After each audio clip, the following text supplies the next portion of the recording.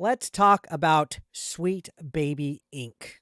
This is literally a topic that has been taking the internet by storm the last couple of days. If you've been on the internet, you've seen Sweet Baby Ink come up. I was like, what the hell is a Sweet Baby Ink? Is this a website where you get like sugar babies or something? No, it's not. All right. This is a topic that's causing controversy in the gaming world right now. And I had to talk about it, even though I'm going to be honest. I'm a little afraid because this is super divisive right now. This has gamergate levels of divisiveness right now. And I might burn some bridges talking about this topic. And if people don't like my take or whatever, I'm sorry. It's freedom of speech. It's the real world. That's how things work. I have every right to talk about what I want, but I wanted to talk about what Sweet Baby Inc.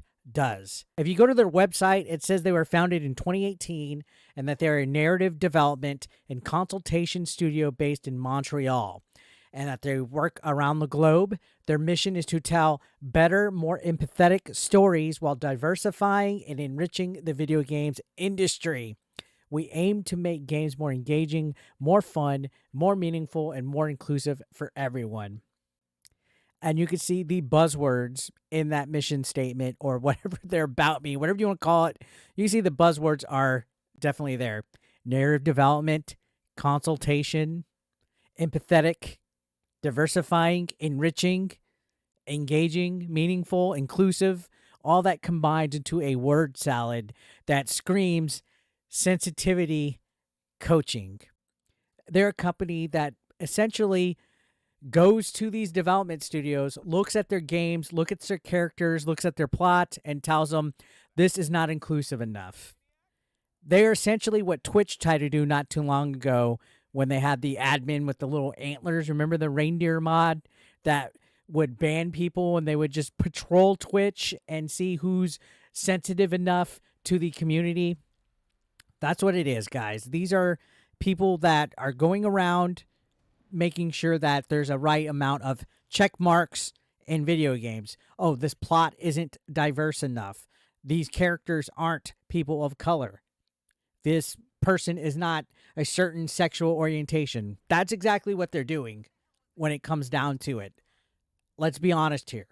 And I guess people on the more conservative side of things would say they push the woke agenda, if you want to take it that far. So, yeah, they want to make games more diverse and tell better stories. But is that what people really want? Political agendas shoved into their video games? Well, if you're looking online right now, if you're looking on the world of Reddit and Twitter, you can see there are a lot of people upset about Sweet Baby Inc. And some of their reasons are actually pretty fair. I could see that if you were watching the channel about a year or so ago when the Hogwarts Legacy situation was happening, I gave my thoughts quite a bit on that because that was also a very divisive game. And yeah, let's be honest. Let's get this right out here, all right? Diversity and inclusion and telling good stories on paper, that sounds great. That sounds very swell. But when you take a look at certain things, and trust me, somebody made a video, Smash JT, they made a video about the same topic.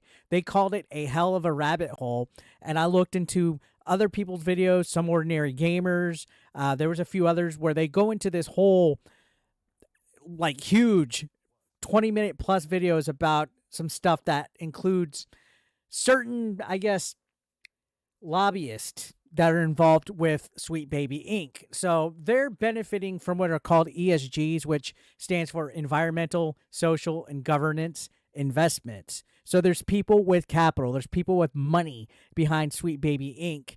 And they're from firms like Vanguard and BlackRock. And if you go down the conspiracy rabbit hole, there's a lot of things that deal with both of those companies, and I'm not going to get into detail of that. That's a whole other story. I could probably make a whole entire YouTube channel based off of conspiracy theories involving both of these. And there's a concern when it comes to big capitalist, like lobbyists, people investing stuff. They have narratives that they want promoted. There's a lot of conspiracy theories out there about both Vanguard and BlackRock, like I said, where they push certain political agendas and they're starting to inject it into our media, whether it's the news or the movies and video games. So it's not out of the realm of a possibility to think that Sweet Baby Inc., while on paper they're looking for inclusiveness and making games for everybody, there might be something deeper than that if you really want to take a glance at what's going on. So, yeah, and, injecting narratives that are considered woke or politics into games personally turns me off. It turns a lot of people off. And doing it for the sake of representation, just to do it rather than making a good game, like focusing on developing a good story, that's where it gets a little cringe, in my opinion. And I know some people, you think things are just woke. That's why it's called woke. You're injecting stuff. All right, that's exactly what it is. And it's not so much that the fact that they're doing this as a company, it's the fact that there's employees involved with Sweet Baby Inc. that are causing problems with what's going on. So there's one employee by the name of Kindred, and they got upset about a Steam group. There's a curator group on Steam called Sweet Baby Inc. Detected. And what this group does is they have a list of games that whenever they come out, if Sweet Baby Inc. is involved with the game, they make a note of it and kind of boycott it, right?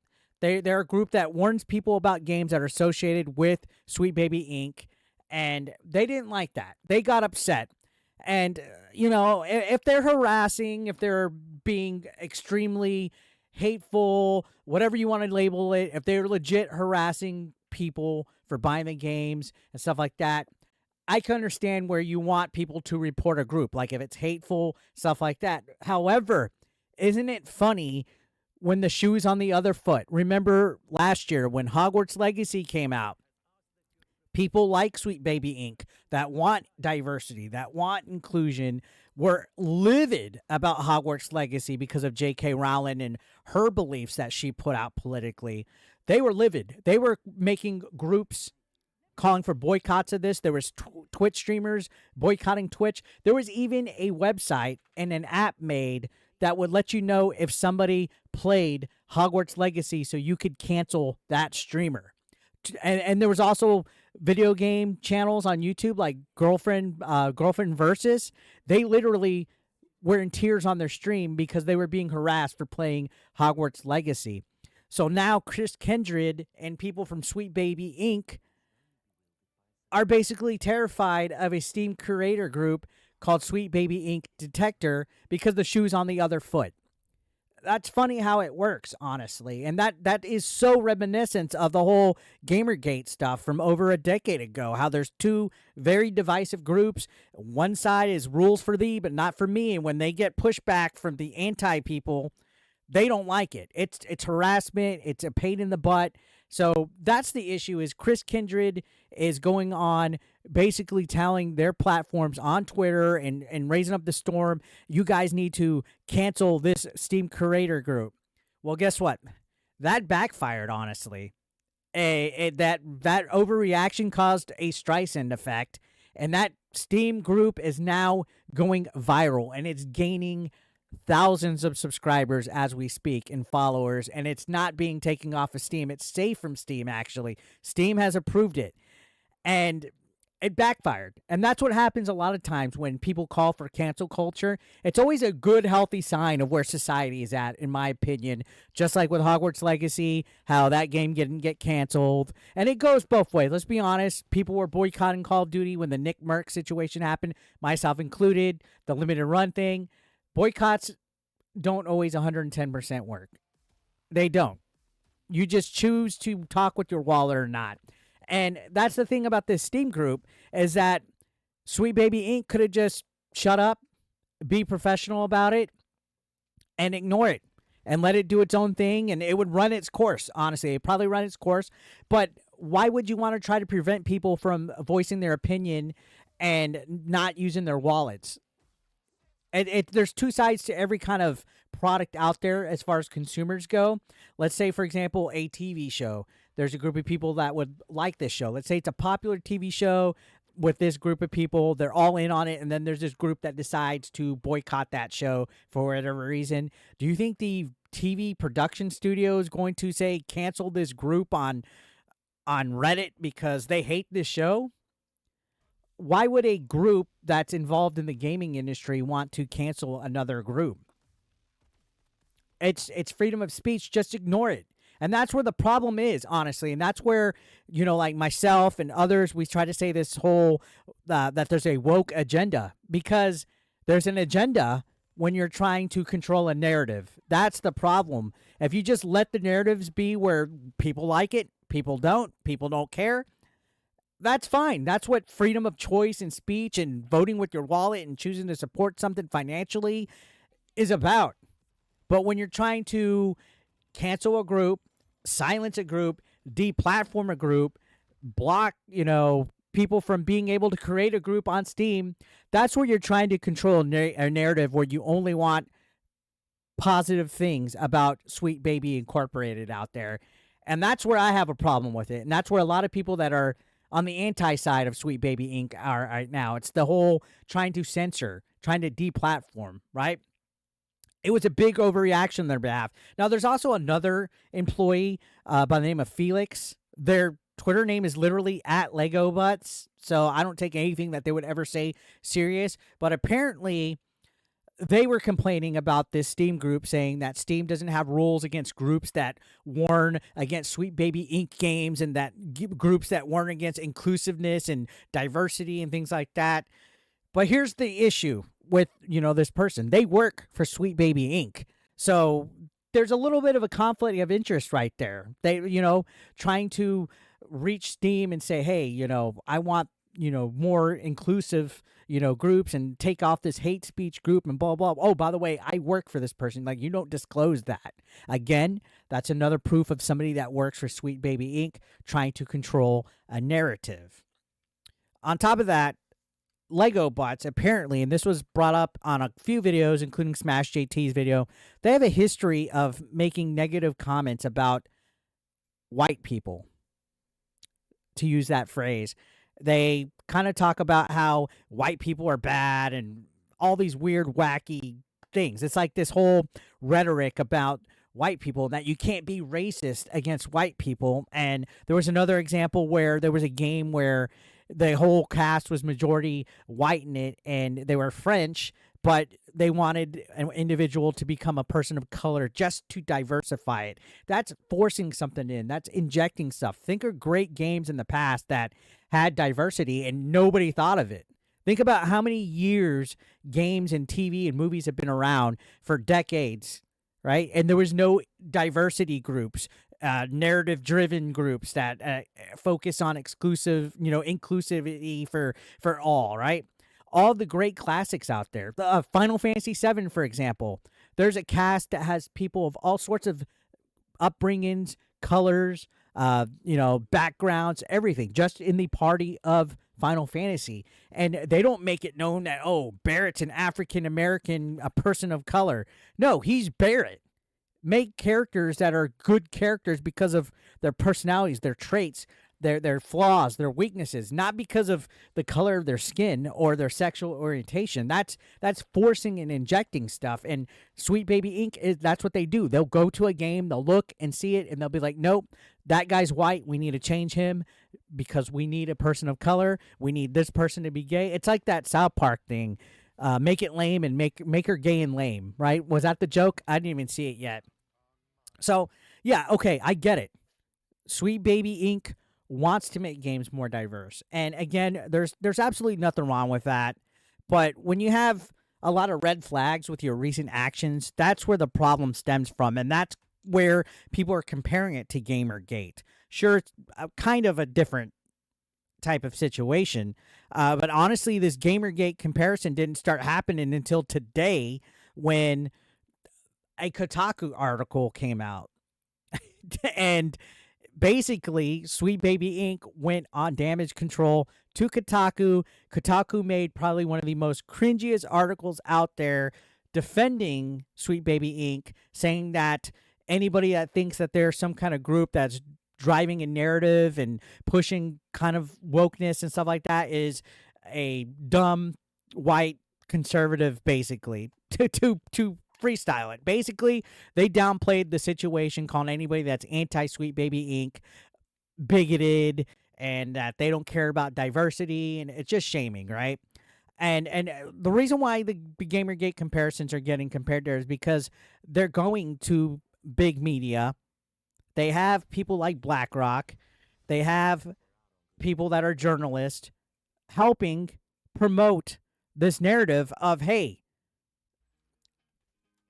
shut up those people. That Steam group is bad. They're not allowed to have their opinion. People aren't allowed to make a list of our games. And I'll be honest, a lot of the games that they've been involved with have been pretty decent. There's like God of War on there, to name a really good one. And then their most recent one was the biggest flop, Suicide Squad. They had hands on that. And I think combined with the failure of the Suicide Squad game and then these red flags right now, that's why it's gaining traction. But what really caused it to gain traction was one of their employees calling for the Steam group to get canceled. That was the biggest issue right there. That was their downfall. Honestly, that's where they should have just shut up, not tried to get anybody canceled. When you try to pitchfork and start a riot, you bet your damn ass people are going to be mad about that. What's that saying with physics? For every action, there's an equal and opposite reaction. If you attack, they're going to come back and attack you back. And I think the fact that that happened and it's going viral is what is making things worse for them at this time. And it's going to be bad. This is just the beginning. This is just the onset of it. If it gets worse than this, it's going to be wild completely. I think games should be about fun and entertainment. Yes, have great characters. Have characters of all sorts of variety. Have characters of all sorts of upbringings. But if they're not in your game, let's say you're a video game developer, you make a game, it's nobody else's place to try to inject their politics, their inclusiveness into your creation. I'm writing a fictional book right now. It's going to be a sci-fi book. I'm not even telling people when they read what color these characters are because I don't care. I just want to have a good story and good characters in my book, in my story. And that's how it should be with movies, TV, and video games. Let people create art. BlackRock, they have their narratives that they want to promote, which is why they're funding Sweet Baby Inc. Sweet Baby Inc. is claiming on paper one thing, but then when people are backlashing against it, they're trying to control the narrative. They want everything positive. They want it their way or nothing at all, and that's not how it should be. And I'm trying to be less abrasive because I know there's going to be people, no matter what, that are going to be upset about me in this. The issue isn't that Sweet Baby Inc. is a thing. The issue isn't that Sweet Baby Inc. consults and helps video games be more inclusive. That's not the issue. The issue is that they got mad about that Steam group. They tried to cancel it, and then they went on damage control with that article on Kotaku. That's the issue. And that's why it's gaining steam, and people are going and joining that group because of the streisand effect. And they shouldn't have ever did that. So that's where I'm standing on it. Do not get it twisted. All right? What do you guys think about all of this? I honestly would love to hear this. Let's be nice to each other in the comments. Let's don't be dicks. Let's don't be jerks. Let's have some good discussion. I would really like to hear what you guys have to say in the comments down below. And if this is your first time coming here, I appreciate you guys. I appreciate everybody on here. Some jerk off not too long ago made a video saying that I'm bad for the video game community because I don't believe in inclusion or diversity. Do you know what I do? I am an indie wrestler. There's people that are straight, bi, gay, trans, black, white, Asian, of all sorts of creativities and gimmicks and cultures melted into one pot to put on an entertainment show. I also have been interacting with YouTubers of all sorts of upbringings and colors as well. So I don't want people to think just because in the past I've complained about wokeness and the Hogwarts Legacy situation, how the people canceling it were ridiculous, because that's what I was complaining about. The people that were trying to cancel a video game about Harry Potter. All right? I'll just leave it there. Thank you guys for watching, and hopefully I didn't piss off some of you guys too much. I think I was pretty fair with this whole story and stuff like that. So thank you for watching.